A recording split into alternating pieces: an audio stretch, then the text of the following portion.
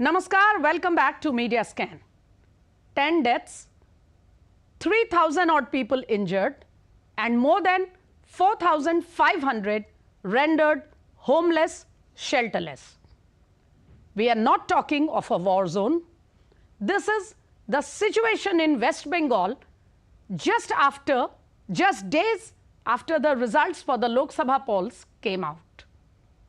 In less than 24 hours of the results being announced, more than 20 complaints had been registered in various places of people having been attacked brutally, badly injured. All this just because they voted for a party which the ruling dispensation in West Bengal was not happy about. That is the status of democracy in West Bengal today. Why has post-poll violence, the status of people, their torture suddenly fallen off the radar for the national, the international media? Let's discuss. Today, I have here with me senior journalist and our colleague from Kolkata, Prasenjit Bakshi. Relentlessly, months before the elections, Mr. Bakshi had been raising on every platform the kind of threats and tortures that people who did not agree with the ruling TMC were going to face. And yet, it is all here in front of us. And these attacks are not limited to supporters or the workers of the Bharatiya Janata Party. Workers and supporters of the Left Front and the Congress Party are facing similar attacks. It is just that the number and the scale of the attacks is much, much worse for BJP supporters. Prasenjit Bakshi, namaskar, thank you for joining us. Also with me, SP Vaid, former DGP of Jammu Kashmir. You have been listening to his perspective on Media Scan on earlier occasions. Since the onus of what is happening in West Bengal falls squarely on the law and order machinery of the state, and it does not even spare the governor, a constitutional authority of the state, Mr. Vaid will be able to tell us better what should be done under the circumstances. But Prasenjit Bakshi, I will start with you. Do take us quickly down the various incidents that have been reported in the past 2 odd weeks, and give our viewers an idea what is the scale of the violence, the torture, the threat that people are facing in the hands of the TMC. Look, Smita, it is the misery of West Bengal that when we are talking about the law and order situation or post-poll violence, then you have invited me, and at the same time you have invited former DGP of Jammu Kashmir. So this itself is a type of, I must say that indication that how important to discuss about the law and order situation and post-poll violence of West Bengal. Apparently, it is true that in different forum, in different platforms, it has been discussed that West Bengal is going to be a state of the country like Kashmir. This should not be, Kashmir should not be compared in such a negative manner. But what has happened in the last 30-35 years in Jammu and Kashmir, somehow the political pundits of West Bengal, who are keen observer regarding the violence situation of West Bengal, law and order situation of West Bengal, they are really worried, Smita, that whether West Bengal will be the next Kashmir or not, when Kashmir is slowly but very in a concrete way coming to the peacetime situation. Mr. Bakshi, it is a fact that in Kashmir the fear of the gun has gone down drastically, and the biggest proof of that is the manner in which people exercise their franchise. In the recently concluded Lok Sabha polls, Baramulla broke all records of past decades. But you know, in Kashmir or in Jammu and Kashmir, the biggest element that we all know is it is sponsored by across the LOC, across the international border. But here in West Bengal, what we are seeing is violence being perpetrated by people who are residents of the state. How do you sort of, compare the two scenarios? No, absolutely. I'm not just comparing the situation, but I'm just trying to talking about the magnitude of the situation. That is there because you know that we have the history in West Bengal in the left regime during 1977 to 2011 that a person is chopped off his wrist because he voted against the then ruling left front. So this is the persistent history of West Bengal regarding violence.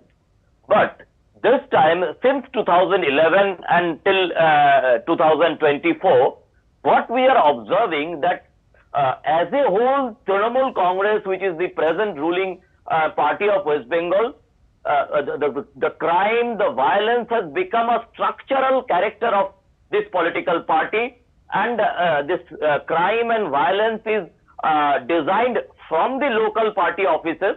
It has started from the late left front regime, but it has taken a final mode during this Trinamool Congress. That party as a whole, that has become criminalized the entire system, and the criminals have become leaders, and they are perpetrating the things which we are observing now. Right. So perhaps that is the reason why the police is not very prompt in acting. Mr. Vaid, Prasenjit Bakshi has given us a kind of an overview about the scale of violence that is being faced by the people of West Bengal.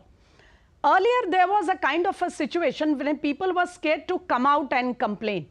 But this time, I was looking at the data, and in the past about one fortnight, 560 odd complaints have been made of people getting attacked, and there are more than 100 FIRs across a dozen or more districts.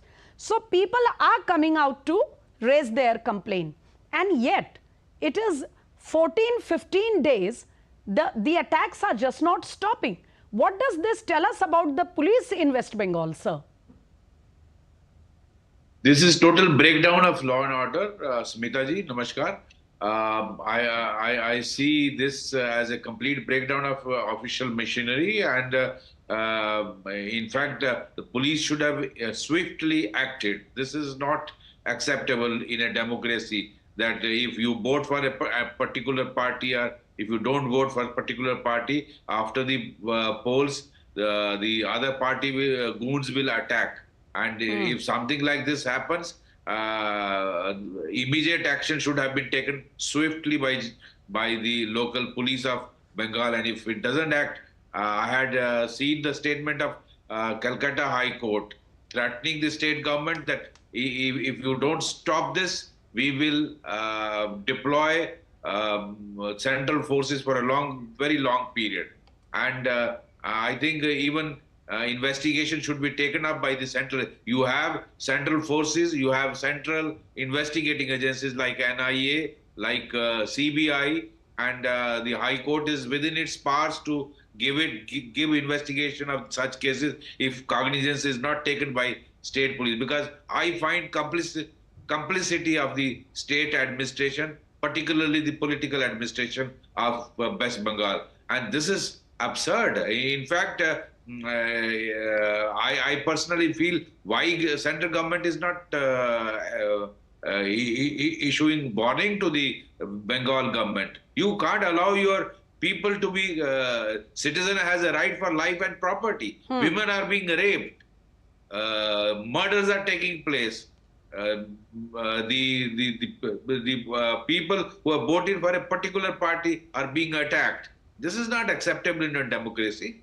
I know Bengal had the history of violence even during the communist regime, but what the violence is not acceptable. That's why this time the Election Commission of India was very, very particular. It in fact ensured that the Bengal polls happen over the period of 7 phases. That's why, because a lot of paramilitary forces were required, central forces were required to ensure peaceful conduct of the election. And now, Yes. as you know, sir, as per the orders of the Honorable Court, now the central forces, the CAPFs, have been asked to carry on there for at least a few more months to ensure people feel safe. But that precisely is not quite happening. I'll come back to Prasenjit Bakshi. Prasenjit da, that famous quote of a victim of this violence of the TMC just the day after the elections, who said that for us, election time is the time to leave home. Amader jonno badi chhadar shomoy. When elections come, for us, it is the season to leave our homes and seek shelter in some other safer place. However, be that as it may be, the question is that Trinamool Congress has been in power continuously for 3 terms in the state. In these Lok Sabha elections also, Mamata Banerjee's party has done very well. She has almost more than 2/3 majority of the Lok Sabha seats if we look at it. Why do TMC workers, TMC persons and gundas who are associated with the TMC have to terrorize people when they are getting enough votes to establish their might in the state? I mean, it defies logic.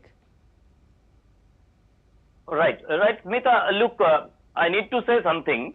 Number one, that after 2021 assembly election, we have seen similar type of post-poll violence in West Bengal. And finally, the entire thing is handed over for investigation to CBI. Yes. But even then, in 2021 and 2024, in both the cases, the political administration is in denial mode. That is the thing which is encouraging the lumpen and hoodlums of Trinamool Congress to carry out such type of activities against their opposition. So once there is denial from the political administration, you are talking of the political leadership of the TMC, or you are talking of the law and order machinery? Including the Chief Minister Mamata Banerjee, they are in a denial mode. Even after more than 500 or 550 cases are reported and 107 FIRs are registered, that means that those crimes are cognizable crimes, at least preliminary. Even then, the debate is going on in our studios when we are hosting any political talk shows. Then the political parties, the representatives from Trinamool Congress, they are debating that 107 is not the number. Then the point is that to declare or to accept that anarchy is there, how many incidents is needed, how many FIRs are needed? That is the thing, that when Trinamool Congress Supremo Mamata Banerjee is in a denial mode, and in 2021 she did not accept the post-poll violence. In 2024 she is not accepting the post-poll violence. In case of Sandesh Khali, she has not accepted the might of the women there. So they are, in that case, the lumpens are obviously feeling free hand. So they can do anything. So now, you why think, they are doing? Why they are doing? They are doing to capture the local authorities. Because MP is not the member of parliament, is not the local authority. Yes. Member of legislative assembly is not the local authority. But for local authority, they need to silence the opposition, be it a BJP, be it a Congress, or be it a left. Okay, I'll take a quick, a quick addition from Mr. Vaid, and then I'll come back to you on a related issue. Mr. Vaid, Prasenjit Da is telling us that whether it was the very, very widespread violence of 2021, when thousands of people had to leave West Bengal and seek shelter in villages of Assam and other Jharkhand and other neighboring states, from that time to the current situation, Mamata Banerjee government has been continuously in denial mode. Do you think this is a case of being in denial, sir, or is it a case of deliberately looking the other way? See, Smita ji, as responsibility of life and property of people is with the state government, the elected state government, headed by Madam Mamata Banerjee. And in fact, she is responsible. She is a women chief minister. How can she allow women being raped just because they voted for some other? You should have that much courage to accept there could be people who can vote against you tomorrow. Can you expect Prime Minister allowing his party workers to go after people who did not vote for BJP? This is nonsense. This is not acceptable in a democracy. This is not a democracy. You go and beat up people, burn their houses, rape their women. What is this going on? This is denial mode. I remember 2021 also, she was just saying nothing has happened. Ultimately, the National Human Rights Commission went there. The central agencies went there. And all these things were found people are not fools. Why will they file false complaints? Right. If let's say you say that these are motivated BJP workers filing false complaints, then constitute an independent inquiry, disprove them, investigate them and disprove them. Tell the court that these are not justified and there is no evidence against. Also, even if it is BJP workers, sir, even if it is BJP workers, if they are being attacked and brutally beaten or even killed, that is reason enough to raise the matter. However, I'll come back to Prasenjit Bakshi on a related issue. Prasenjit Bakshi, it seems not just workers and supporters of rival political parties, even the Honorable Governor himself is not feeling quite safe in the state, and we are seeing latest reports where he has raised the issue of threat to his security from the police bandobast in the Raj Bhavan. I mean, this is bizarre. What do you think is actually happening there? Look, I'm really ashamed that I need to clarify all these things. Even being a citizen of the country and the resident of West Bengal, it is really bizarre. The point is that when we are talking about the security of women in West Bengal for the last 3-4 months, I think from February, as you know, that I think that internationally it is known factor that something happened in Sandesh Khali. So now, on the other way, this is a very frequently used weapon by the state government and the political party to. I'm afraid to clarify all these things. Don't take it otherwise, and that they are using women for character assassinations of different political leaders and even the governor. So this has never happened in anywhere of the country since 15th August 1947, I think so. So obviously Governor Dr. C.V. Anand Bose, now he is finding himself in a very conspicuous situation that the security of the governor house is given by the state government, the state Kolkata police, and Kolkata police is playing in the hands of Trinamool Congress and Mamata Banerjee. So he is scared about his own security, yes. his mental security and his physical security, both. Okay, so let me ask Mr. Vaid. Mr. Vaid, going by the, what are the norms for the security of a Raj Bhavan, of a governor of a state, and what do you think can be done under the circumstances when the governor has raised himself, written about threat to his security in the state from the state the machinery? Smitaji, C.B. Anand Bose is my senior colleague and he happens to be governor of West Bengal. I know him personally. We had a number of meetings together. He is the first citizen of Bengal and he has to be protected with all the might of the state government. That is how we look after governor in J&K. The governor of J&K is most highly threatened and he is the most highly protected person in the state. He has Z plus security. He has wherever he goes, the advanced liaison is done, the sanitization is done, the whole area is covered, and only then he visits. And he is protected in our state. I think one of the most protected person is governor and the chief minister. And governor has to have a CAPF at the Raj Bhavan.